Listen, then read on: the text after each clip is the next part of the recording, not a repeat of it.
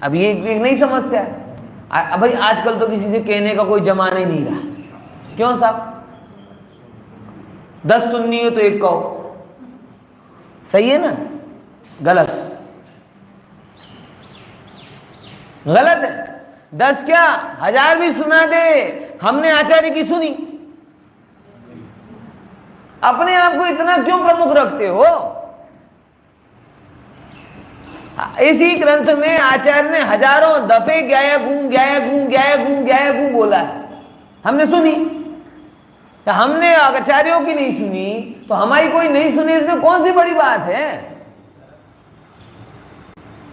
ये अहंकार, ये भी अहंकार है। और ऐसा भी नहीं है कि नहीं सुनते, एक्चुअली हमारे कई बार कहने का तरीका गलत होता है, समय गलत होता है, और हम खुद कई बार गलत होते हैं कि जो नहीं कहना चाहिए वो कहते हैं, जो कहना चाहिए मतलब तटस्थ होकर नहीं कहते। मैंने अभी भी देखा है, प्रेम से बोलो, अच्छे भाव से बोलो तो सुनते हैं। लेकिन पता है कहने में सबसे ज्यादा डर, हम बच्चों का तो नाम लेते हैं। सबसे बड़ी समस्या क्या है कि हम खुद उस कहने के योग्य अपने आप को समझते नहीं, अपने आप को।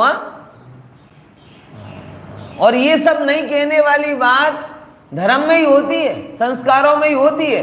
दुकान में तो डंडे लेके खड़े हो, कैसे दुकान पे नहीं जाएगा, कैसे स्कूल नहीं जाएगा, कैसे खाना नहीं खाएगा, खाना ही पड़ेगा, जाना ही पड़ेगा। वहां मुंह पे ताला नहीं आता, वो धर्म की बात आती है तो ताला जाता है। क्यों?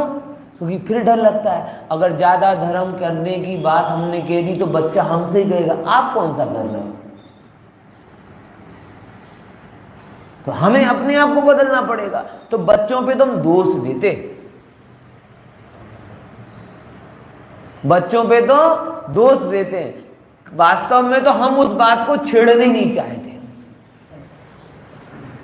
क्योंकि छेड़ेंगे तो बात आगे बढ़ेगी, और बात आगे बढ़ेगी तो हम पे भी रुकेगी, और हम ये स्वीकार नहीं कर पाते कि हमसे छोटे वाले भी हमें कुछ कह के जाएं कि भाई आप भी कर लो, आपकी उम्र कम बची, हमारे लाए तो फिर भी टाइम है।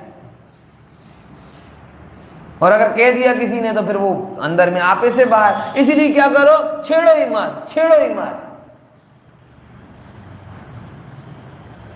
ये चुप्पी है। क्या है? ये चुप्पी है। कारण मेन अहंकार कारण है, ये हमारा असंयम